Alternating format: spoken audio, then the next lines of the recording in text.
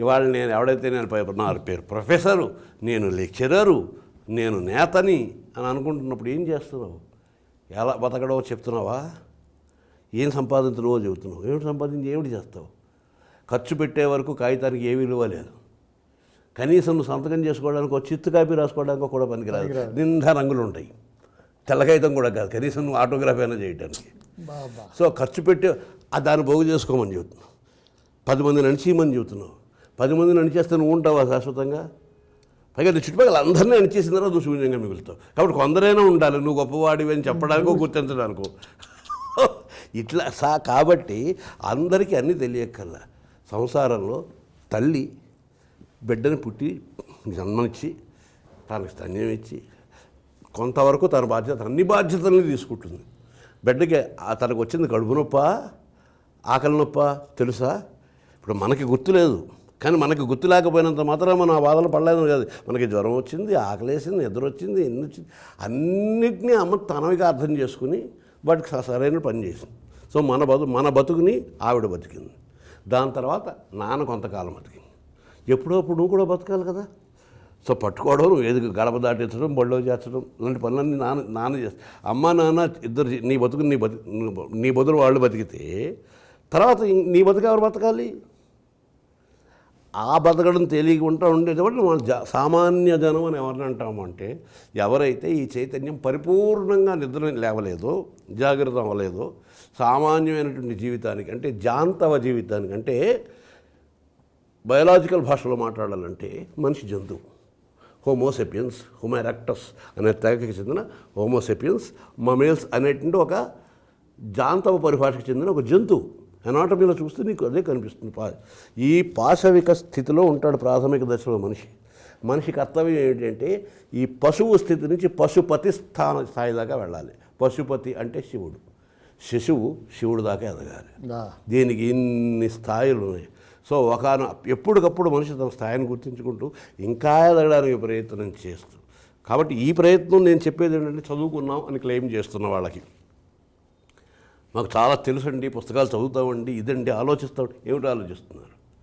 ఎప్పుడైనా ఆలోచించావా? ఇది నీ శరీరంలో ఉన్న భాగాలే నీకు తెలియవు. నీ వీపునే నువ్వు ఈ జీవితంలో ఏనాడు నువ్వు చూసుకోలేవు. అనవసరమైన అహంకారాలు దేనికి పోతావు? నీ వీపుని ఫోటో తీసి చూపిస్తే నా వీపని చెప్తే ఓహో నా వీపని చెప్పాలి. నువ్వు అద్దంలో పెట్టి చూసుకున్నా కనిపించినటువంటి యాంగిల్స్ కొన్ని ఉంటాయి. నా శరీరంలో ఏముందో కూడా నాకు తెలియదు.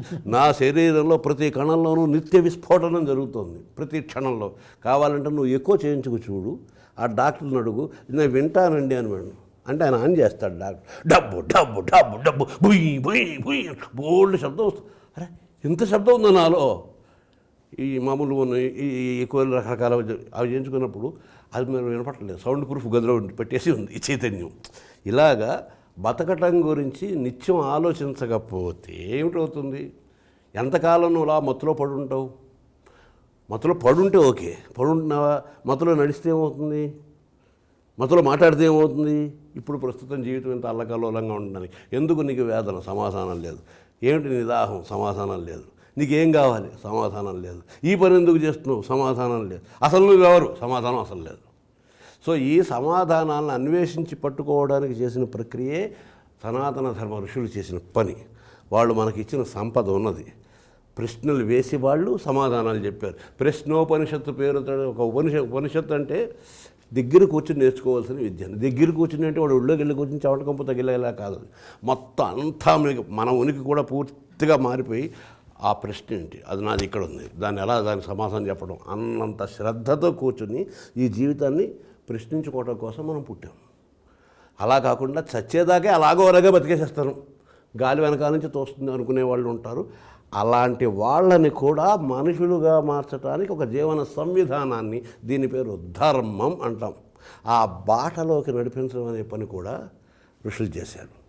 సో ఈ ఆలోచనాశీలులు ఎవరైతే ఉన్నారో వాళ్ళకి వయోపరిమితి అంటూ ఏమీ లేదు. నువ్వు ఆలోచించకూడదని ఏం లేదు. 12 ఏళ్ళ పిల్లలు ఆలోచించకూడదని ఏమీ రూల్ లేదు. ఆ ఆలోచనని జాగృతం చేసే విధంగా సమస్త వ్యవస్థలు పనిచేయాలి. పనిచేస్తున్నాయా? విద్యా వ్యవస్థ పనిచేస్తుందా? కనుకనే బోర్డు చదువులు వేస్ట్. నేను చదువులు వేస్ట్ అనలా, బోర్డు చదువులు వేస్ట్ ఉంది. బోర్డు చదువుకి చాలా తేడా ఉంది.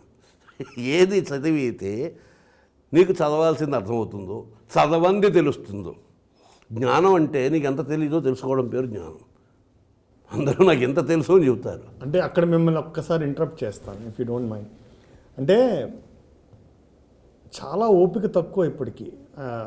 ఇప్పుడు మీరు పాట మొత్తం వింటే మీరు చివరిలో ఏం చెప్తారో, పనికి మాలిన కాదు, నీ జీవితానికి బరువయ్యే చదువులు నువ్వు చదవకు, ఏదైతే ఉపయోగపడుతుందో అది చదువు అని మీరు చెప్తారు. కానీ బోడి చదువులు వేస్ట్, నీ బుర్రంతా భోంచేస్తూ ఆడి చూడు క్రికెట్టు, టెండూల్కర్ అయ్యేటట్టు, ఒక్క పోజు కొట్టు, ఒక్క ఫోరు కొట్టు నువ్వు లక్షలు పట్టేటట్టు, ఆడిడాసు బూట్లు త్వరగవ నీకు 6 కోట్లు, ఎంత చేస్తే సంపాదిస్తావు ఇంత పెద్ద అంతస్తు, ఓరి ఇన్నోసెంట్ స్టూడెంట్, బోడి చదువులు వేస్ట్. ఇక్కడ మీ అంత పరిణితి పిల్లల వరకు వద్దు బాబాయ్. చాలామంది పెద్దవాళ్ళకే ఆలోచన ధోరణి ఓన్లీ ఆ అవుటర్ స్ట్రక్చర్ని తీసుకుని, సీతారామ శాస్త్రి గారు బోర్డు చదువులు వేస్ట్ అన్నారండి, బోర్డు చదువులు వేస్ట్, సిరివెన్నెల సీతారామ శాస్త్రి రేపు ఈనాడు పేపర్లో హెడ్డింగ్, అంతవరకు తీసుకుని దాన్ని పిల్లలకి ఇలాంటి మీలాంటి వాళ్ళది ఒకటి కోతి కొబ్బరిగా ఇచ్చినట్టే సీతారామ శాస్త్రి గారు చెప్పారని వాళ్ళు ఇంకా ఆటల మధ్య అంటే తప్పుగా అర్థం చేసుకోరనే భావం మీకు ఎప్పుడు కలగలేదు. కారణం ఏంటంటే మొట్టమొదటి దానిలో ఆత్మ చైతన్యం ఉంటే డైరెక్ట్గా వెళ్ళి స్పర్శిస్తుందని ఇందాక చెప్పాను. అర్థం కావడం అనేది ఉండదు, అనుభూతి చెందడం అనేది ఉంటుంది మొదటిది. రెండవది ఆ ప్రశ్న నీకు తగలాలి అంటే అందుకని పాటని ఆ ట్యూనులో నుంచి, పాడే విధానంలో నుంచి, సంగీతంలో నుంచి, చిత్రీకరణలో నుంచి బయటికి తీసి చదవండి అని నేను ఎందుకున్నానంటే ఇది నేను అంటున్న మాట కాదు, మీరు అనుకోవాల్సిన మాట. మొన్న నా మిత్రుడు ఒకతను అన్నాడు, ఈ బోర్డు చదువులు వేస్ట్ రాసినప్పుడు విద్యా విధానం గురించిన ఆయన అభిప్రాయం, మీ అభిప్రాయం ఏంటో కనుక్కుందాం అనుకున్నానండి అన్నాడు. కరెక్ట్గా రివర్స్ అనుకోవాలి నాయన, నువ్వు ఈ పాట వింటున్నప్పుడు విద్యా విధానం గురించి నేనేమనుకుంటున్నానో నువ్వు అనుకోవాలని ఉద్దేశంతో రాసినది, నేనేమనుకుంటున్నానని కాదు. ఇన్ని ఆలోచించేవాడివి, వ్యాసం రాశాడో ఈ పని చేసేవాడివి, ఫస్ట్ టైం నీకు ఒక ప్రశ్న అంతవరకు ఎదురు కాని ప్రశ్న ఎదురైంది. ఇవి చదవటం వల్ల నాకేమిటి ప్రయోజనం? చిరపుంజిలో చినుకెందుకు పడితే నాకేమిటి లాభం? పరీక్షల్లో ప్రశ్న అడుగుతాడు, దాని జవాబు రాస్తా. సో ఈ వడకపోవటం మూలాన్ని నష్టం చెబుతున్నాను. ఎందుకంటే ఇప్పుడు నన్ను విమర్శించుకోవచ్చు, ఇలాంటివి రాశాడు, పేడదావును పెట్టిస్తున్నాడు, పిల్లలందరూ చదువులు మాని సంగనాగిపోతున్నారు ఇలా అనుకోవచ్చు. కానీ దాని బదులు ఇంకొక దృష్టికోణంలో ఆలోచిస్తే కనుక ఏవైతే ప్రకృతి జీవితం చెబుతాయో వాటన్నింటినీ ప్రకృతికి జీవితం దూరంగా తీసేసి 4 గదుల మధ్య బంధించేసి అవి చెప్పవలసిన అవసరం లేదు. దానికన్నా చెప్పవలసిన విషయాలు చాలా ఎక్కువ ఉన్నాయి. వాళ్ళని బతకని ఇవ్వాలి. చిరపుంజిలోని చిన్నకింత అయితే తడుస్తుందో నీ జుట్టు అని చూడడంలో మనం ఏ విషయాలు చెబుతున్నాం, ఎందుకు చెబుతున్నాం బాగా ఆలోచించి చూడు. మనందరికీ అనుభూతి. అందుకని నేను ఎవ్వరికి తెలియని కొత్త విషయాలు చెప్పట్లేదు, ఎవ్వరివి కాని భావాలు చెప్పట్లేదు. ఇది మొదటి నుంచి మొత్తుకుంటున్నాను. I am the echo of your silence. నీ నిశ్శబ్దానికి ప్రసిద్ధని నేను అని. అంటే నీలో ఉంది ఇది. మనందరికీ బాల్యం ఉంది. 3వ క్లాసు నుంచి కొంచెం మనకి జ్ఞానం వస్తుంది. 3వ క్లాస్ పరీక్షలు రాసిన తర్వాత 4వ క్లాసు బళ్ళు తెరిచే ముందర అమ్మ నాన్న పీకేస్తాం పుస్తకాలు, కొత్త పుస్తకాలు మనకు సెట్ కొనిస్తారు అని చక్కగా వాసన చూసుకుంటాం. దాని తర్వాత శ్రద్ధగా కూర్చొని అట్లా వేసుకుంటాం. చక్కగా అదొక పెద్ద కార్యక్రమం, బాగుంటుంది. ఆ తర్వాత ఆ పక్కన పడేస్తాం. మ్యాథ్స్లో ఏదో చెప్తారు, మనం ఏదో వింటాం. There is a whole in the wall అని చదువుతాం. రేపు పొద్దున పరీక్షలు వస్తాయి, అందుకని రాత్రి అంతా కూర్చొని టీలు తాగుతూ there is a whole in the wall అంటాం. పరీక్షలోకి వెళ్ళి there is a wall in the whole అని రాస్తాం. అయిపోయింది. పరీక్ష అయిపోయిన వెంటనే బయటకు వచ్చి మనం చేసే పని ఏమిటి? 4వ క్లాసులో కొంత ఏదో చదువుకుని ఏడాది పాటు చదవలసిన ఏ సబ్జెక్టు లేదు పాఠశాలది. ఆ మాట అందరూ నమ్మండి మొట్టమొదటి. ఏ సబ్జెక్టు ఏడాది పాటు చదవలసిన అవసరమే లేదు. మామూలు సెలవులు, ఆదివారాలు, సెలవులు, పండగలు, గిండగలు, దండగలు అన్నీ పోగా, అలకలు గిలకలు, స్ట్రైకులు, సమ్మెలు ఇవన్నీ పోగా నెలలాళ్ళు కూడా పట్టుమని నెలలాళ్ళు కూడా మనం ఏమీ చదివిన పాపాన్ని పోలేదు, చదవక్కర్లేదు, పక్కన తీసిపెట్టు. మనం చేసే మొట్టమొదటి పని పరీక్షలు రాయగానే పరీక్షలు అయిపోయాను మొత్తం టెస్ట్ పుస్తకాలు, నోట్స్ పుస్తకాలు అన్నీ చింపేసేది ర్యాకెట్లు కట్టి ఉఫ్ అనుది. ఏమిటి చేస్తామంటే ఆనందం. ఎందుకంటే 5లోకి వచ్చేసాను. 5లోకి వచ్చానన్న ఆనందమే తప్ప 4 అనే మెట్టు దాకా ఒకటి పోగు చేసుకుని అక్కడి నుంచి 5కి వెళ్తున్నాను అనే కాన్సెప్ట్ మనకి లేదు. మరి అది బోర్డు చదువా కాదా? గాంధీజీ 1969 అక్టోబర్ 2న పుట్టారు. 3వ క్లాసులోనూ అదే పాఠం, మళ్ళీ 4లోనూ చెప్పి, మళ్ళీ 5లోనూ చెప్పి, మళ్ళీ 6లోనూ చెప్పి, మళ్ళీ 7లోనూ చెప్పి, ఎంఏలో కూడా చెబుతూనే ఉన్నారు. కానీ అదే ఒక 3 గంటల సినిమాగా ఆటను బరో తీస్తే మామూలు ఈ టీనేజ్ పిల్లలందరూ చేరి సినిమా చూసి వచ్చి కూర్చుని టెట్టడే తెర తీయగానే అని మొదలుపెట్టి 3 గంటల పాటు కంప్లీట్గా గాంధీ సినిమా అంతా చెప్పేస్తాడు. బెన్ కింగ్స్లీ ఎంత బాగా చేశాడు, ఆటన్ బెర్ అంత బాగా డైరెక్ట్ చేశాడు, ఎంతెంత బాగున్నాయో. వాడు అప్పుడు ఏం చెప్తున్నాడు వాడికి ఏం తెలుసా? ఒక సెంచరీ కథ చెప్తున్నాడు. 1869 నుంచి 1948 వరకు ప్రపంచ చరిత్ర గురించి మాట్లాడుతున్నాడు. మరి ఇప్పటివరకు చదువుకుంటున్నదే కదా, తెలియలేదే. 3 గంటల్లో చెప్పేశారు. ఇప్పుడు ఎలా తెలిసింది? ఎందుకంటే ఇది కథలా చెప్పారు కాబట్టి, వాడికి ప్రియంగా చెప్పబడింది కాబట్టి. సో మనకి చెప్పే విధానాలు 3 ఉన్నాయి: ప్రభు సంహితము, మిత్ర సంహితము, కాంతా సంహితం. ప్రభు సంహితం అంటే శాసనం, అమ్మ నాన్న చెప్పేది, నాన్న చెప్పేది. అది చేయి, తాట తీస్తా అంటే చేయటమే, మాట్లాడడం ఎందుకు చేయాలో తెలియదు కానీ డిసిప్లిన్. సో వేదం చెప్పే మాట మనం ప్రభు సంహితం అంటాం. మిత్ర సంహితం అంటే స్నేహితుడితో మాట్లాడుతున్నప్పుడు ఇలా చేస్తే బాగుంటుంది, నేను విన్నదాని ప్రకారం, నాకు తెలిసిన దాని ప్రకారం, మా పెద్దలు అన్నదాని ప్రకారం, నేను చదువుకున్న దాని ప్రకారం నేను నీకు సలహా ఇస్తున్నాను, వింటే బాగుపడతావు, తర్వాత నీ ఇష్టం. సలహా ఇచ్చేది పురాణాలు, ఉపనిషత్తులు, ఇవన్నీ మిత్ర సంహితం అంటాం. కాంతా సంహితం అంటే నీకు చాలా ఇష్టం వచ్చేటట్టు మంచి ఒక కథ చెప్పి ఆ కథలో రకరకాల నవరసాలు చూపించి ఒక స్త్రీని, ఒక భార్యని ఒక దుర్మార్గుడు ఎత్తుకుపోతే కాలం దూరం చేస్తే భర్తగా వాడి ధర్మం ఏమిటి, వాడు ఏ విధంగా నిర్వహించుకున్నాడు, వాడు ఎన్ని కష్టాలు పడ్డాడు, ధర్మం కోసం ఏ విధంగా ఈ కష్టాలు పడ్డాడు, ఎలా అంతమంది ఒక పెద్ద రామాయణం చెబితే రామ అయణము అంటే రాముడి ప్రయాణము, మనిషి ప్రయాణం కథగా చెబితే మనిషి ఎలా జీవించాలి అనేటువంటి ఒక ఉదాహరణగా మారిపోయాడు ఆ క్యారెక్టర్. ఎన్నో శాస్త్రాలు చెప్పగా సాధ్యం కాని విషయం ఒక కథ ద్వారా చెప్పడం సాధ్యమైపోయింది. మనిషికి చూపించి అదిగో నువ్వు అలా ఉండాలి, ఎందుకంటే మనిషి అయితే ఇలా ఉంటాడు అని రాముని మర్యాద పురుషోత్తముడు అన్నాను. సో ఇప్పుడు కాంతా సమేతంగా నేను ఇష్టంగా చెప్తున్నాను, ఒక వ్యంగ్యమైన రాష్ట్రాన్ని తీసి. ఒక్క 4 కొట్టు 16 ఏళ్ల వయసులో వచ్చాడు టెండూల్కర్. ఏ చదువుకుని ఇంకా చదువు పూర్తవ్వాలా, ఈ లోపల ఇంగ్లీష్ వాళ్ళు ఏదో వాళ్ళ క్లబ్బులు ఆడమన్నారు. అంటే అక్కడ ఒక్క నిమిషం బాబాయ్, మిమ్మల్ని ఇంటరప్ట్ చేస్తాను.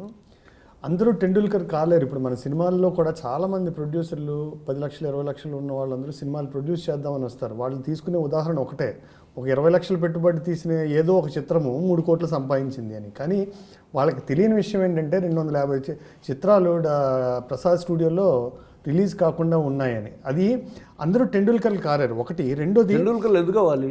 అది కదా బాబు నాకు ప్రశ్న ఏంటంటే, మీరు చిరపుంజి అన్నారు కదా, మనం ప్రతి వస్తువుని కథగా చెప్పలేకపోవచ్చు. అలాగనే జనరల్ నాలెడ్జ్ ఇవ్వాల్సిన ప్రతి ప్లేస్కి మనం వెళ్ళి ఇది చిరపుంజి ఇక్కడ అధిక వర్షపాతం ఉందని ప్రతి స్టూడెంట్ అక్కడికి వెళ్ళే అవకాశం ఉండకపోవచ్చు. అలాగే రెండో ఎక్కానికి క్యాలిక్యులేటర్ పట్టు అన్నారు. సో అది కూడా ఇప్పుడు రెండో ఎక్కం మనం నేర్చుకునేది జీవితాంతం ఎక్కడో ఒకటి ఉపయోగపడుతూనే ఉంది. మూడో విషయం, ఎవడో పిచ్చివాడిలాగా ఐన్స్టీన్లా కనిపెడతాడు, వాడిని అందరూ ఫాలో అవుతారు అంటే ఇప్పుడు. కానీ ఈ ఐన్స్టీనో లేకపోతే ఈ స్టీవ్ జాబ్సో వాళ్ళకు కాలేజ్ డ్రాప్అవుట్స్ అయినా కూడా కంపెనీలు పెట్టి మళ్ళీ వాళ్ళు వాళ్ళ కంపెనీల్లో పనిచేసేది ఉద్యోగానికి మాత్రం వాడు హార్వర్డ్లో క్యాంపస్ ఇంటర్వ్యూలు కలెక్ట్ చేస్తాడు, వాళ్ళు కాలేజ్ డ్రాప్అవుట్స్ దగ్గరికి వెళ్ళడు. సో అది మీరు దాన్ని ఎలా జస్టిఫై చేస్తారు? ఇప్పుడు చాలా బాగా చెప్తున్నాను సార్, అది విస్తృతించవద్దు, చాలా బాగా చెప్తున్నాను. ఇది ఒకటి, నేను చెప్పినటువంటి ఒక విషయాన్ని అవునా కాదా అని చర్చగా మారుద్దామని ప్రయత్నం, చాలా బాగుంది. కానీ నేను చెప్పలేదు ఆ విషయం చెప్తున్నాను, మీరు వేసుకోండి ప్రశ్న అని చెప్తున్నాను. క్యాలిక్యులేటర్ చేపట్టు అని అనగానే నవ్వు రావాలి, అవును కదా క్యాలిక్యులేటర్ చేపట్టమా అంటే రెండో ఎక్కానికి కూడా క్యాలిక్యులేటర్ పట్టాల్సిన దౌర్భాగ్య స్థితిలో విద్యా విధానం ఉందే అని నీకు అనిపించాలి. అందుకనే కవిత్వ రూపం కవిత్వం వ్యతిరేకంగా వ్యంజనంగా మాట్లాడుతుంది, వ్యంగ్యంగా మాట్లాడుతుంది, ధ్వని పిచ్చోడెవడో అన్న మాట నేనన్నా. స్టీవ్ జాబ్స్ తన ఆఖరి పేజీలో రాసింది ఏంటి, చనిపోయే ముందర అనవసరమైన చెత్త పనుడు చేశాను నేను ఇది కనిపెట్టి. ఐన్స్టీన్ చెప్పిన మాట అదే, సో ఈ టెక్నాలజీ, ఈ సాంకేతికత ఇవన్నీ వాటి దాని వెళుతూనే ఉంటే జీవన వ్యాపారంలో మనిషి తనకి తెలియని, తనని తరుముతున్న తాను పుట్టినట్టు గమనించని ప్రశ్న తరుముతూ ఉంటే పరుగులు పెడుతూ ఏవో పనులు చేస్తుంటేనే ఇవన్నీ వస్తాయి. ఈరోజు నువ్వు కనిపిస్తున్నట్టు ఏ టెక్నాలజీ నీకు అవసరం లేదు. నువ్వు మనిషిగా బతకడానికి ఏ టెక్నాలజీ అవసరం లేదు. వేలాది సంవత్సరాలుగా నీతో పాటు సహజీవనం చేస్తున్న పులులు, మేకలు, కుందేళ్ళు, చేపలు అవన్నీ తినిగా, నువ్వు కూడా రోజువారీగా తినిగా ఇంకా బతికి ఉన్నావు. సో సృష్టిలో జీవజాలం బతికే ఉంది. నువ్వు నరికిగా, చేపల చెరువులు వేసిగా, రొయ్యల చెరువులు వేసిగా, అడవులని తవ్విగా ఇంకా మిగిలే ఉంది. సో నీ ప్రమేయం లేనటువంటి బ్యాలెన్స్ సృష్టిలో ఏదో ఉందని నీకు తెలిస్తే నేను తెలుసుకోవలసింది అది కాదు. నేను ఎంత దూరం పరిగెట్టినా అంగారకుడి దగ్గరికి వెళ్ళడం కంటే ముందర నా దగ్గరికి నేను వెళ్ళాలి.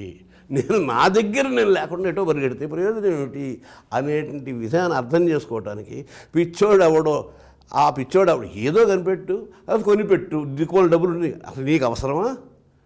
1996కు ముందు నీ దగ్గర ఫోన్ ఉందా? అప్పుడేమైనా కొమ్మలు ఊలిపోయా? ఇప్పుడు డ్రైవ్ చేస్తూ కూడా ఫోన్ మాట్లాడి యాక్సిడెంట్ చేసుకోవాల్సిన అవసరం ఉందా? ఈ ప్రశ్న. అందువల్ల నేనేం చెప్తానంటే, నేను చెప్పింది సబవా కాదా అని తర్కించమని నేను ఒక విషయం ఉపదేశం చేయాల. ఒక ప్రశ్న వీరు వేసుకొని నీ కార్యక్రమం తాలూకు ఉద్దేశం ఏంటంటే, నా పాటలు వినొద్దు, అనొద్దు, చదవండి. నా పాటలు అంటే మనిషి పాటలు. ఎందుకని ఒకసారి అమెరికాలో కూడా చెప్తూ వచ్చారు, ఈ వేళలో నువ్వు ఏం చేస్తూ ఉంటావు? ఇది ప్రియుడు ప్రేసి మాట్లాడుకోవాలా? మీరు అనాల్సి వస్తే జీవితంలో ఈ మాట ఇంతకుముందు చాలాసార్లు అని ఉంటారు, ప్రతిరోజు అనుకుంటూ ఉంటారు, రేపు కూడా అంటారు. ఎందుకంటే మీ బిడ్డ అమెరికాలో ఉన్నాడు, మీ తమ్ముడు ఎక్కడికో వెళ్ళాడు, ఏదో జరుగుతుంది, ఈ సమయంలో ఏం చేస్తుంటాడో తెలుసుకున్నాడేమో పాపం. ఇదంతా మన జీవనంలో ఒక భాగం కదా. దాన్ని మీరు ఆ సినిమా ద్వారా, ఆ పాత్ర ద్వారా, ఆ సన్నివేశం ద్వారా, ఆ మ్యూజిక్ ద్వారా చూసినట్లయితే పరిమితం అయిపోయి అదొక హీరోయిన్ డ్యూయట్ లాగా మీరు భావిస్తారు. నేను ప్రతి చిన్న అవకాశాన్ని ఎక్కడ డ్యూయట్ అనేది ఒక మీనింగ్లెస్ ప్రక్రియ, యూస్లెస్ అండ్ మీనింగ్లెస్ ప్రక్రియ. చాలా సుస్పష్టంగా చెప్తున్నాను. యుగాళ్ళ గీతం అంటే ఏంటి అర్థం? మాటకు మాట తెగుల్లాగా ఇద్దరు కలిసి నాకు నీ మీద ప్రేమ ఉంది, నాకు కూడా ఉంది, I love you 2, I love you 3 అని మాట్లాడుకుంటూ కూర్చుంటారా? సో నవరసాలలోనూ వాచ్యంగా ఎక్స్ప్రెస్ చెయ్యక్కర్లేని ఏకైక రసం రసరాజమైన శృంగారం. ఎంతమందికి పట్టింది తెలుసా విషయం? భయానికి వాక్రూపం ఉంది, అమ్మో బాబో అయ్యో అయ్యో. బీభత్సానికి ఉంది, వీరత్వానికి ఉంది, శృంగారానికి ఏముంది? డీప్గా ఆలోచిస్తే శృంగారానికి చూపులు, హావభావాలు, భావనలు, బాధలు, విరహాలు, మురిపాలు, ముచ్చట్లు, కనుసైగలు, ఇంకా తర్వాత అంటే ఏమేమిటి వస్తాయి, అన్ని నిశ్శబ్దాలు అనే సంగతి నీకు తెలుస్తుంది. లేదా అన్నీ నిశ్శబ్ద శబ్దాలే అని కూడా నీకు తెలుస్తుంది. నిశ్శబ్ద శబ్దం అంటే అర్థం చేసుకుంటే చాలు. కానీ మన కర్మ కొద్దీ సినిమాలో 90% పాట డ్యూయట్లే ఉంటాయి. దొండపండు లాంటి పెదవిల్ని బాగుంది నాకు దొండపండు కంటే మా వంకాయలు ఇష్టం, వంకాయలు ఆడి ఇలా మాట్లాడుకుంటారు ఎవరైనా ఎక్కడన్నా? ఈ సినిమా తీసేవాళ్ళు, చూసేవాళ్ళు అందరూ ప్రేమించుకునే వాళ్ళు అలా ఎప్పుడైనా అలాంటి వెకిలి చేష్టలు చేశారా?